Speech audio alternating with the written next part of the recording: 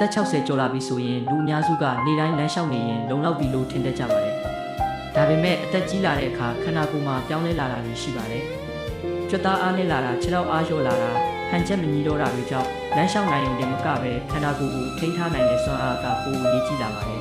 ။ဒီနေ့ဗီဒီယိုမှာတော့အသက်60ကျော်သူတွေအတွက်လမ်းလျှောက်ခြင်းအပြင်ထည့်သွင်းလုပ်တဲ့လေ့ကျင့်ခန်း၅မျိုးကိုပြောပြပေးသွားမှာပါ။အထူးသဖြင့်နောက်ဆုံးတစ်ခုကတော့အသက်ကြီးလာတဲ့အခါလူအများစုမေ့လျော့တတ်တဲ့အရေးကြီးဆုံးအရာတစ်ခုဖြစ်ပါတယ်။ဒါကြောင့်ဗီဒီယိုကိုအဆုံးထိကြည့်ပေးပါ။ပထမဆုံးလေ့ကျင့်ခန်းထိုင်တဲ့လေ့ကျင့်ခန်းအသက်ကြီးလာတဲ့အခါထိုင်ရာကနေထရတာလေကားတက်တာလို့နေ့စဉ်လုပ်ရတဲ့အရာတွေကခက်လာနိုင်ပါတယ်။ဒါကြောင့်ခြေထောက်ကြွက်သားတွေကိုအားကောင်းစေဖို့ထိုင်ထားလေ့ကျင့်ခန်းကအရေးကြီးပါတယ်။ဒါပေမဲ့အသက်60ကျော်သူတွေကအားကုန်ထိုင်ထားလုပ်ဖို့မလိုပါဘူး။ကလပ်ထိုင်တစ်လုံးကိုအသုံးပြုပြီးဖြည်းဖြည်းချင်းထိုင်ပြန်ထလုပ်ပေးနိုင်ပါတယ်။ဒီလေ့ကျင့်ခန်းကခြေထောက်အားကောင်းစေပြီးကိုယ်ခန္ဓာကိုယ်တည်ငြိမ်စေဖို့ကူညီနိုင်ပါတယ်။